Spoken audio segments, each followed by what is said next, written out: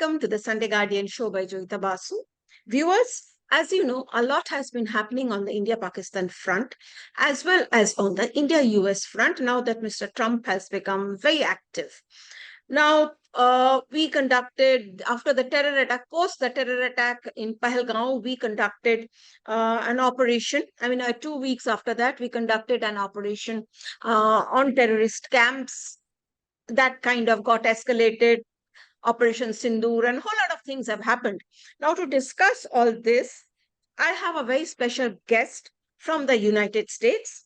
I'm certain most of you have seen him, have heard of him. Heard him speaking on Indian television. In fact, it's a privilege to welcome Michael Rubin on this show. Michael Rubin is a senior fellow at the American Enterprise Institute, and he's director of policy analysis at the Middle East Forum. He previously worked in the office of the Secretary of Defense and as a lecturer in history at several universities in the US, Israel, and Iraq. He is joining us from the US. Welcome, Michael, to the show. Hey, thank you for having me, Joyeeta. Okay, Michael, the first question, since you have been working on this for such a long time and your views are very, very clear. What is it with Pakistan and terrorism? That is something, in spite of knowing, what Pakistan has been doing, it seems half of the West, or at least the majority part of the West, is not aware of it. What is going on? I don't think that Pakistan, when it was created, was destined necessarily to become a terrorist state. I really do think, as a historian, what happened was you had Pakistan as a state for the Muslims, but no one really understood what that meant, especially since Jinnah had died so young before he could really define it. Now, in 1971, of course, Bangladesh became independent, and it became independent as an ethnic movement. Pakistan is a hodgepodge of ethnicities, none of whom necessarily embrace the core concept of Pakistan. Even before Bangladesh became independent, you had this notion of Greater Pashtunistan, where, look, Americans all think about Pakistanis and Pakistan-based Taliban infiltrating into Afghanistan. It used to go the other way around. That was no longer, after Bangladesh's succession, a mere inconvenience. That became an existential threat. You have Baluchistan as well. And so what the ISI decided was that in order to keep Pakistan whole, in order to keep it from fracturing, we need to embrace radical Islamism as an ideology so that Islam becomes what people base their lives on, rather than their ethnicity, their local culture, their other ideology, what have you. And so now for 54 years, we've had the ISI pumping out radical Islamism, thinking they could use it to control the population. They never considered that when you start a wildfire, it can burn in another direction. So when the Pakistanis say we're victims of terrorism, you know what? The Pakistanis are right. What they're leaving out, though, is they're the sponsors of the terrorists who have killed thousands of Pakistanis themselves. Now, look, I've been to Islamabad, and for any of your listeners who have been to Islamabad, it's a lovely city. It's a new city, an artificial city that was built in the early 1970s.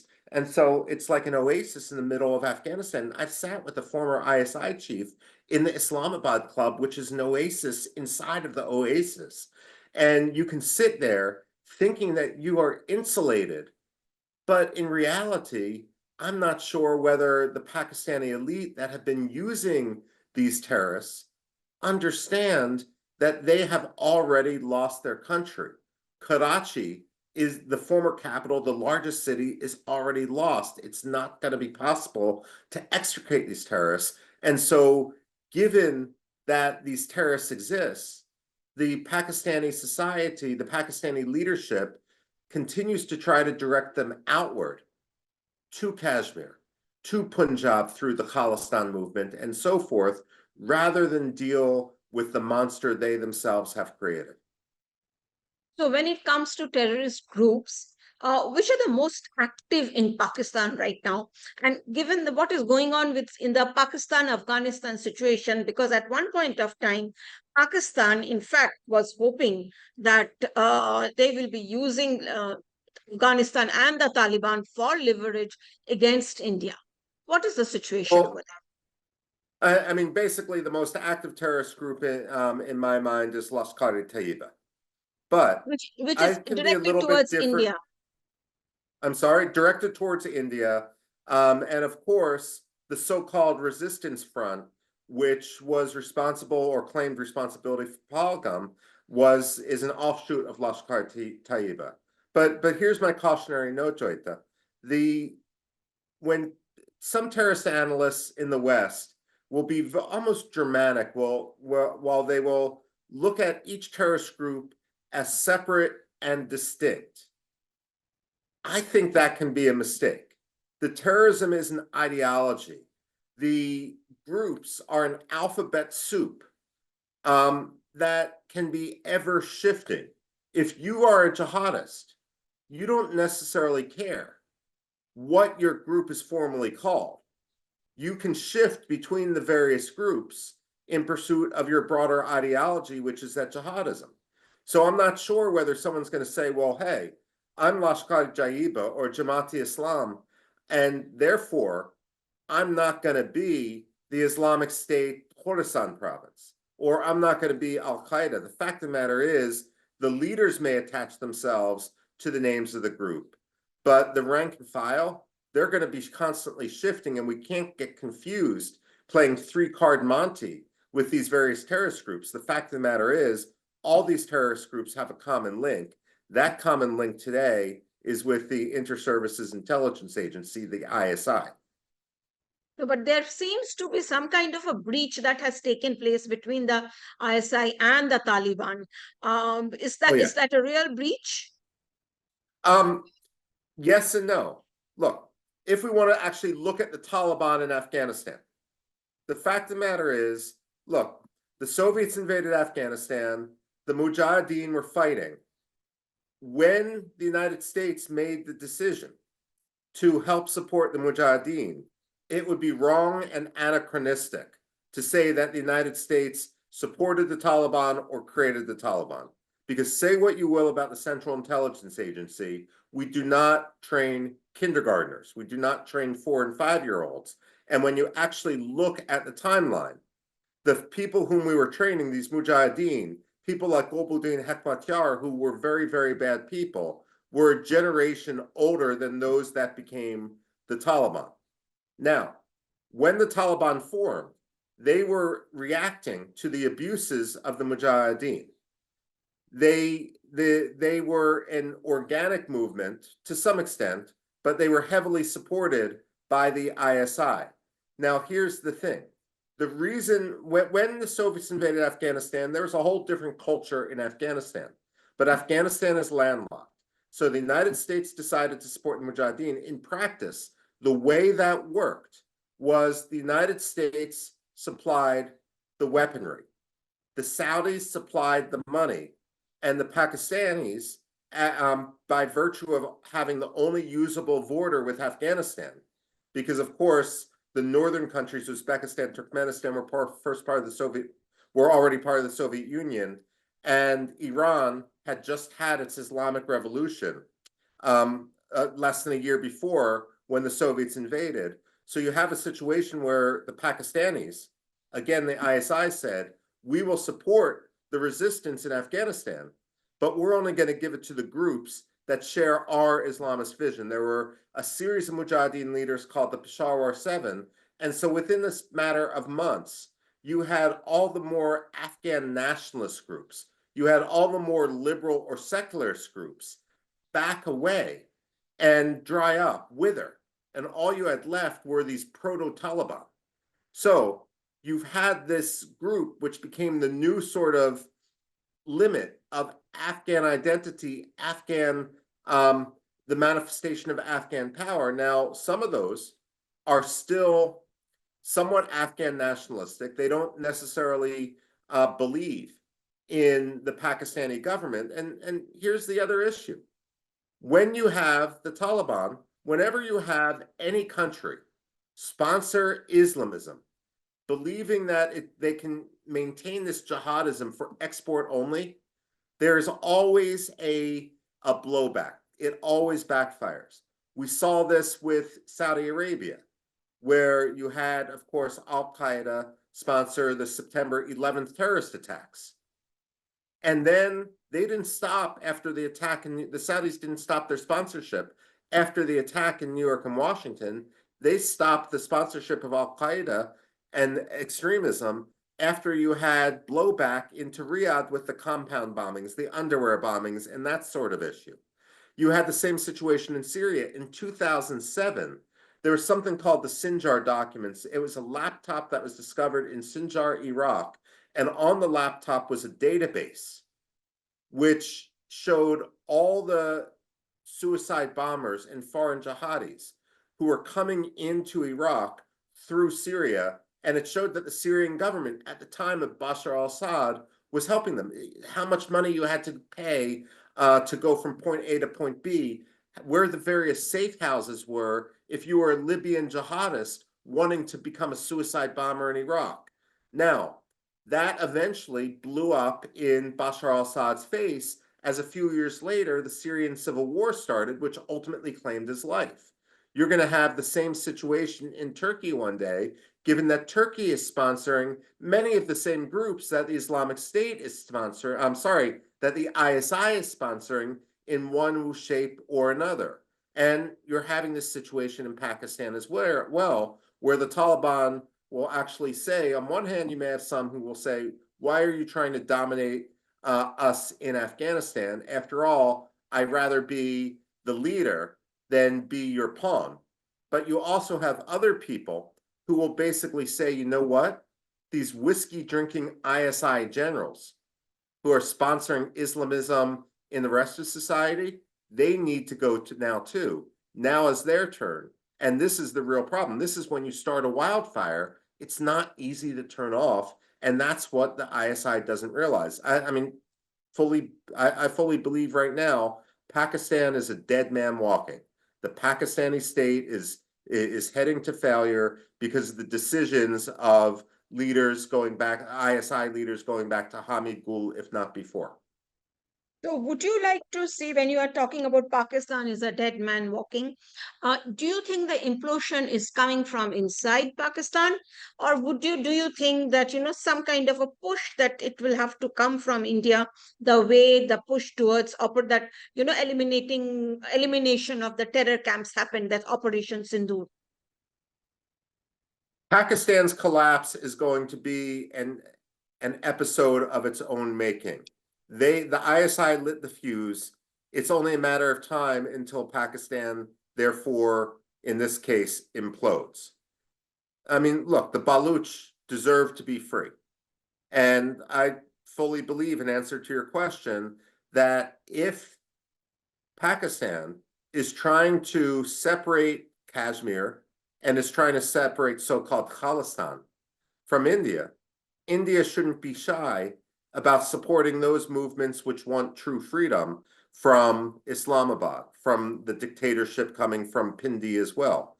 And Baluchistan, of course, under the Khan of Khalid, has a history of independence.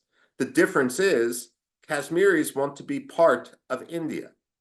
I mean, the Sikh want to be part of India, and India has dealt historically with the difficulties it's had with the Sikhs head on. When it comes to Punjab becoming Khalistan, the question I would ask Pakistanis is, where are your Sikhs? And you're sponsoring the separatism in India, but you ethnically cleanse the Sikhs, and for that matter, other ethnic minorities from Pakistan. The fact of the matter is, India is a thriving democracy. It's the world's largest country. It's soon going to become the world's third largest economy. Everyone has something to gain by remaining part of India. No one has anything to gain by remaining part of Pakistan. Look, if you're sitting in Baluchistan, Do you really want to pay your tax dollars to some Punjabi so he can buy a flat in London or invest money in Panama? The fact of the matter is, Pakistan, I mean, the answer to your question is yes. Pakistan is going to implode by its own failures. But at the same time, if India decides and the rest of the world that it's time to start supporting the independence of various movements based on their ethnicity in Pakistan, Pakistan as an artificial state will cease to exist. India doesn't face that problem because India is not an artificial state. Yes. In fact, thank you for saying that. This is something I've realized not many in the West realize. And the thing is, you see, when you are looking at such a situation like this, now, when you put, as I said, Operation Sindoor in this context, how do you view that particular operation? And what are your Look, views about its successes and whatever it achieved? Operation Sindoor was important. And the reason why it was important is it did not simply occur in a moment of time. Too often in the West, we look at history in snippets of 4 years, especially in Washington, D.C. We think that we can start over with every new president. We don't understand that there has been cross-border attacks from Punjab, cross-border attacks into Kashmir from across the line of control for quite some time. We don't understand, we don't remember what happened in 2008 with Mumbai. The fact of the matter is that it's not enough to simply say, Pakistan, don't do this. How could you do this for the first time? Because this is now a repeated instance where Pakistan will try to create terror inside India, inside Kashmir, for two reasons. Number one is to distract the Pakistani public from Pakistan's own failures. Now, a couple years ago, I was able to go to Kashmir, to visit Sindoor, to go to other places in Kashmir as well. When I went to Kashmir a few years ago, what I saw was that Kashmir was thriving. And I had been a year or two previous to that in Islamabad in Pakistan after Article 370. And in Pakistan, there were actually billboards counting the amount of time since 370 had happened and depicting it as a travesty. But when I was in Sindoor, when I was elsewhere in Kashmir, what I saw was society reborn. People no longer had to deal with wildcat strikes that if they didn't follow, there would be threats of violence. They didn't have to deal with artificial Islamism, or if I can say, an old feudal elite trying to suffocate society. They could join India, they could take their exams without fear of the schools being closed and retake their place in society. You could go to cinemas, which you couldn't have done for the previous decades because both Islamism and violence. You had people returning to Kashmir who had been expelled based on their religion. In fact, basically you had full integration as a union territory.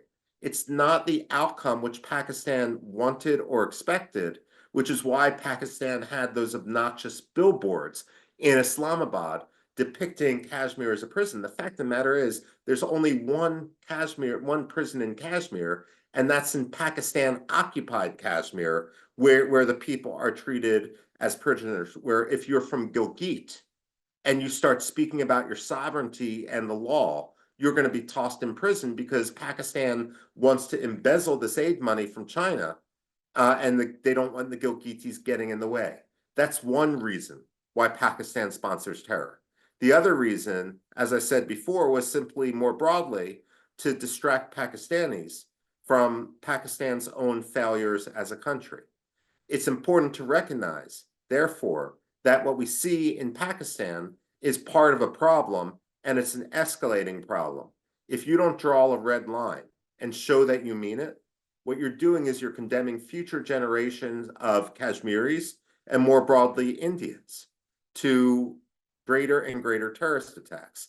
You know, the Israelis made a mistake prior to the October 7th, 2023 attacks.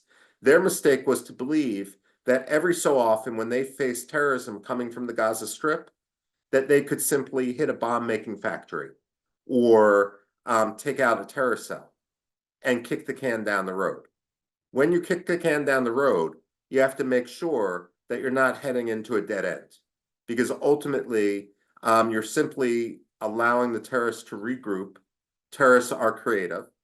They understand how they will dedicate their lives to avoiding the security and the defenses of their target. And eventually, if you keep allowing them to strike, they're going to strike hard, and they're going to hit harder than Indians can live with. The fact of the matter is, if Prime Minister Modi, and for that matter, if the Prime Minister, if the political opposition, which rallied around him in the nationalist cause, hadn't stood in solidarity and said no more terrorism, we're going to hold you accountable, you can guarantee there would have been a dozen more Mumbais, 2008s. There would have been a dozen more Pahalgams. The Pakistanis need to understand that every time an Indian dies in a terrorist attack, you're going to have senior Pakistani officials who are going to meet the same fate, and you're going to have Pakistani airfields which aren't going to be able to fly helicopters, let alone jet fighters. So is this how you would evaluate Operation Sindoor, that it was success on India's part to have hammered Pakistani military installations, particularly their air bases and airstrips? As you said, you cannot fly a helicopter from there. I mean, forget about the jets. Yes, it was an absolute success. But let me make it clear. Operation Sindoor was very, very calibrated. And Pakistan, it was Pakistan's decision that led to the loss of Pakistan's air bases, that led to the loss of 20% of Pakistan's air force. The reason is because India initially was signaling that we are only going after terrorist groups. We're not going after military installations. And you yourself, Pakistan, have denied that these terrorist groups are under your control. When Pakistan responded to those attacks by launching drones into India, by having Pakistani army officers in uniform attack Pakistani terrorist funerals, that signaled that Pakistan wasn't learning its lesson. Pakistan had imported hundreds of drones from Turkey, and they believed that they were strong enough to rebuff India. And so India needed to teach them a lesson. Now, fortunately, after India taught them this lesson, perhaps they listened to more sober minds, both inside Islamabad and perhaps coming from abroad, which argued you don't want to keep escalating. Look, when you're a gambler and you keep losing, you don't put all your money on the table and think, maybe if I play one more hand, I'm going to win everything back. It doesn't work that way. The fact of the matter is, Asim Munir may have thought that he was going to be the man remembered for some perverted sense of nationalist pride in Pakistan. But today he's remembered for being the leader of the Pakistani army at a time when corruption hollowed out that Pakistani army, when he was reporting and his men were reporting how Pakistan was gaining strength. But in reality, it was a termite infested house that was just waiting to collapse on itself. And all India did was give it a little push to see just how empty that Pakistan army had become under Asim Munir's control. Another thing is, when you are talking about the situation in Pakistan, do you think they have actually learned a lesson? And do you think they are, or will they be kind of this ceasefire or whatever? If there is going to be a pause in terrorist activities, they're going to use this time to basically, revive their whatever they have lost. I mean, they come with a better strategy and, take care of the loopholes and the lacunae that have been exposed by India's attacks. Uh, So do you think they will actually learn anything? And at the same time, will they actually give up using terrorism as state policy, the military part and the state policy, I mean, terrorism part, both? I'm not optimistic they've learned their lesson yet. But let's consider over the last 5 years, there's been other wars, not between India and Pakistan. You have, of course, Russia invading Ukraine. You have the Democratic Republic of Congo starting a war in the eastern DRC. And of course, you have Azerbaijan having invaded Armenia's Nagorno-Karabakh. Now, let's look at each of these three conflicts. When Russia invaded Ukraine, Russia thought that they were going to go to Kiev in 2 days and they were going to absorb and conquer Ukraine within 2 weeks. They've lost more men now than they in any conflict since World War II. So has Russia's army learned its lesson? No, because Vladimir Putin is a dictatorship, and anyone that talks about reform or tries to point out mistakes ends up dead. So Russia's army is destined to keep making the same mistake repeatedly. The same thing has happened in the Democratic Republic of Congo. I mean, I've been to both countries. I mean, when it comes to the Democratic Republic of Congo, one of the cesspools of Africa, and when it comes to Pakistan, the two countries have a lot in common. When it comes to Felix Tshisekedi, who is the president of the Democratic Republic of Congo, he believed that if he only bought enough Chinese weaponry, that would actually make up for the rot and the corruption within his own military. His lieutenants, his generals, his aides all told him that he was making no mistakes, that he was a powerful, powerful man. And so in order to distract from his own failings, he started launching basically ethnic incitement and various attacks in the east of his country. And a rebel group, perhaps backed by Rwanda, perhaps not, basically ran roughshod. And that now the debate is whether the country itself is going to fall to these rebels. The point is that you had an army for the third time. This would have been the third war in the 21st century, or since the late 20th century. And the fact of the matter is the Congolese military hasn't learned its lesson. Now, when Azerbaijan invaded Nagorno-Karabakh in September 2020, the Armenians in Nagorno-Karabakh fared very, very poorly. They thought because they had held out the Azeri military for 20 some odd, 30 years, that they were going to be able to do it again. They hadn't taken into factor drones. They hadn't taken into fact changes in warfare. And as a result, Azerbaijan today controls Nagorno-Karabakh. The former defense minister of Armenia is in prison. He was held accountable for his negligence, and he was held accountable for corruption within the military. Armenia is rebuilding its military. It's rebuilding its intelligence service. It's relearned its lesson.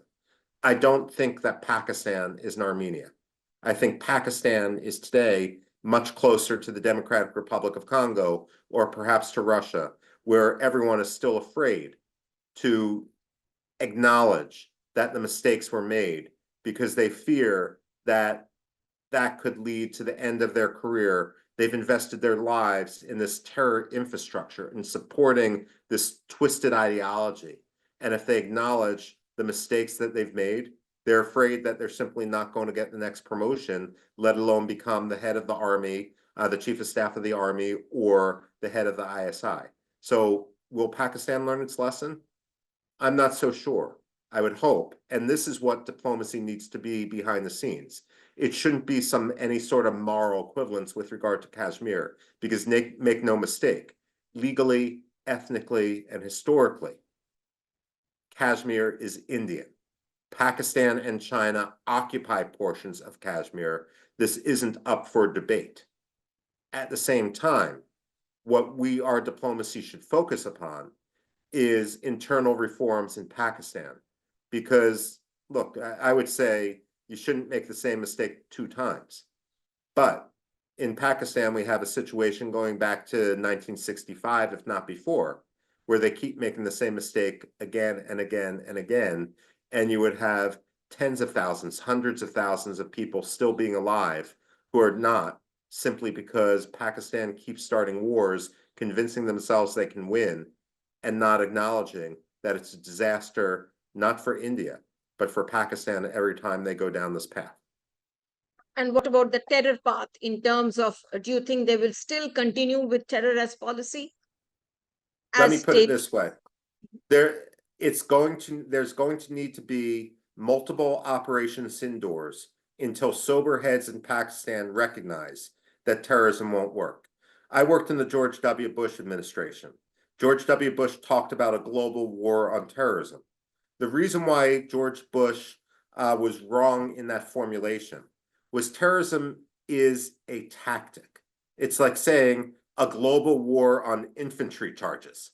I mean, the fact of the matter is, terrorism is a tactic that is used by states or other entities as part of an asymmetric military campaign. It's part, I mean, the decision to turn to terrorism is based, crudely put, in a cost-benefit analysis. If you believe that you gain more from conducting this terrorism than you lose, then it's an easy decision for these terrorist sponsors to embrace terrorism. For decades, Pakistan has been allowed to gain more through terrorism than it has lost. It's been able to shape the debate on the international stage with regard to Kashmir. It's found allies like Turkey and Qatar and others. The fact of the matter is, however, that if India raises the cost to terror, then eventually there will be people inside Islamabad and Pindi who say, enough, this isn't working. Every time you send a terrorist across the line of control or sponsor a Khalistani terrorist who's going to blow up a plane or shoot up a crowd, then ultimately we're going to lose 20% of our Air Force. We're going to lose our airfields. If that's the calculation people are making in Pakistan, eventually they're going to come to their senses. okay. Now, here, of course, you've already raised the topic in terms of the West and terrorism. West, and which obviously has allowed Pakistan to be the way it is. Why is it like this? I mean, how much of a leverage does the West gain to an extent, I would say, even against India, by allowing Pakistan such a free run? What But let me does put it the, this, yeah, please, huh? okay, there's a few issues going on here, and I'm going to speak bluntly. Part of this is still the legacy of the Cold War, when you had very senior diplomats, and I mean, you had the United States side with Pakistan. They were our second choice. We wanted to side with India. India, for Nehru, for his own reasons, wanted to be non-aligned. That left us with Pakistan. The result of that, historically, is you've had very senior ambassadors who had served in Pakistan, perhaps became enamored with Pakistan and at least embraced their narrative in a way where they shouldn't. You also have fundamental ignorance on the American part. Many Americans, we can be very provincial, even though people have claims to be the global leader, the superpower, and so forth. We tend to navel gaze. We don't understand history. And therefore, when a problem erupts, we act proactively, perhaps speaking off the cuff rather than knowing the details. Every administration does this, but Donald Trump does this perhaps more. And I'll be very, very blunt. There's also an element of latent racism in the American response, where terrorism against white people, we can't stand for that, and the rest of the world needs to stand with us in solidarity. But if you have terrorism in the subcontinent, then ultimately that's a different issue. But the fact of the matter is, it isn't. Terrorism is bad no matter what. There is no excuse for terrorism, and there's no person or no nationality that is more deserving to be a victim of terrorism, or it's more acceptable to be a victim of terrorism than an American or a Brit or a French or a German or so forth. And so India needs to call this out. India needs to say there is no difference between Mumbai 2008 and Pahalgam 2025, there's no difference between them and what happened to the United States on 9/11 or what happened to Israel on October 7th. And we are going to respond in kind. We expect the same. Because of 9/11, we ultimately hunted down and identified and eliminated Osama bin Laden in Abbottabad, Pakistan. If the United States can do this in response to 9/11, then India can do this in response to Pahalgam. It's that simple. And the United States and other countries who are urging quiet or urging moral equivalence need to understand that. Well, here obviously comes the question of President Donald Trump. He's not only talking moral equivalence, he's talking about, this whole issue is about Kashmir. He thinks that Pakistan is such a brilliant country which builds so much and there will be trade with Pakistan. At the same time, he's talking about in terms of, I'm going to cancel trade if you do not. He's basically using trade as a bargaining chip. Apart from that, he has said that he has told Tim Cook, you are not going to build in India.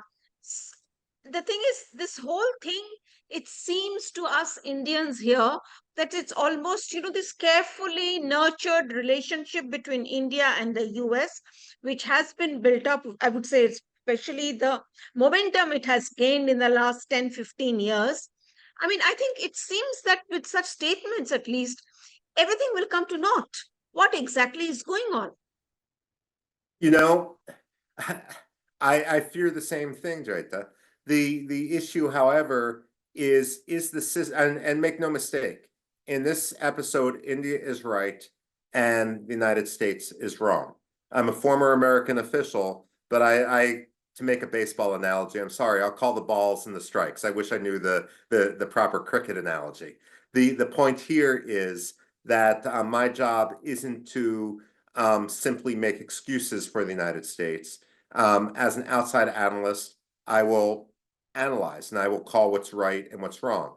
I'm hoping that all that relationship that we've built up across both Republican and Democratic administrations will be enough to insulate us from the damage that Donald Trump risks doing. I also hope that Prime Minister Modi's personal relationship with Donald Trump can come into play so quietly and behind the scenes, perhaps we can reorient Donald Trump in the correct direction. What I also worry about when it comes to the timing of some of this, and this is an issue which I have no proof of, but I'm increasingly worried about, is with Donald Trump making many of these statements against the backdrop of his Middle East trip, of his trip to Qatar, where you have Turkey promoting jihadism and Islamism, you usually have Qatar financing it.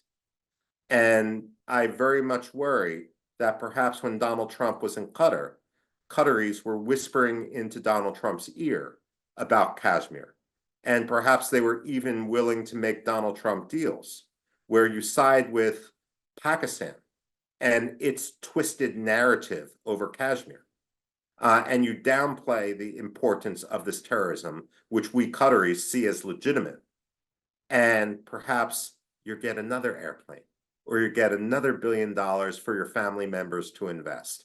The fact of the matter is, I do think that, put it this way, if Donald Trump is going to act corruptly in one sphere, then he's going to act corruptly in another sphere.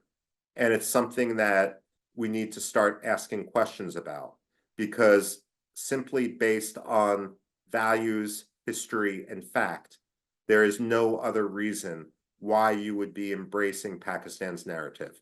You're either corrupt or you're not. I think something similar is happening even in the Israel situation. I mean, to Yeah, us no, sitting here, absolutely. And to us it sorry, in seems Israel, like you had no, the no. go ahead, Jayta. Yeah, to us it seems like he's throwing both us and Israelis under the bus.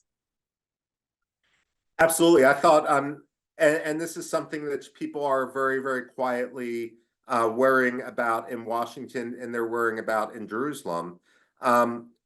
Look, Donald Trump also tends to pivot to the person who speaks to him last. And so perhaps it could be that he's just entrenched. Perhaps it's just that Donald Trump is distracted by or convinced by the luxury with which he's received by some of these Gulf Emirates. But Donald Trump also has a history of siding with the people who spoke to him last, which is why it's important for Prime Minister Modi to pick up the phone and perhaps tell Donald Trump in a very polite way that Donald Trump is that Pakistan, the way I would phrase it, Pakistan is treating Donald Trump as a fool. Pakistan and Qatar and Turkey are treating Donald Trump, they're taking advantage of Donald Trump. They don't recognize Donald Trump's greatness. The fact of the matter is, by having this trade relation with the world's largest democracy, with soon to be the world's third largest economy, Donald Trump can go down in history as the great leader he deserves to be. You have to stroke Donald Trump's ego to simply get upset that the Pakistanis, or perhaps with Qatari support and Turkish support, are being successful. You don't throw in the towel. You do a better job than they are at stroking Donald Trump's ego. It's an unsavory game to play, but there's too much at stake to allow Turkey, Pakistan, and perhaps Qatar to get away with the way they're twisting reality. Certainly, the victims of Pahalgam deserve better than to have the terrorists exculpated. Absolutely. Thank you so much, Michael. But my last question, do you think there is hope in India-US relations? And do you I do. think that, and in terms of terrorism, basically countering terrorism, and it's not just about India, it's about so many countries. There is hope. In fact, I'm absolutely certain there is hope. And the reason is, simply put, India is the world's largest democracy. It's a growing economy. It's a superpower for the 21st century. And the fact of the matter is, this is a testament not only to the current prime minister, but also to his predecessors. It's not simply an issue of one politician. It's an issue of the system and the foundation upon which India is built, really starting to show generations of investment. When it comes to US-India relations, again, this has been a generational investment. Sometimes when you build a building, there's a storm, but it can withhold that storm. That's the situation we're in right now, but it's important not to pretend there's nothing wrong. In this case, Donald Trump is wrong, and others around Donald Trump are encouraging him to be wrong. But it's important to set him right. But that said, the structure is strong enough. Certainly, I believe, look, Donald Trump, we know, one way or another, is going to be out of office on January 20th, 2029. And when his successor comes in, whether it's J.D. Vance, whether it's Kamala Harris, whether it's anyone else, that foundation, that strength is going to take off running. I could also say that during the Biden administration, there were some rocky times early on when the United States didn't initially support India as we should have with regard to COVID. But the Biden administration corrected itself and we became stronger from that. The United States needs to correct itself now, and we can become stronger for it. Thank you. Thank you so much, Michael, for being on this show. And I'm certain we will talk again sometime later. This has been absolutely a riveting conversation. And Thank you. and thank you, viewers, for watching. Until the next time.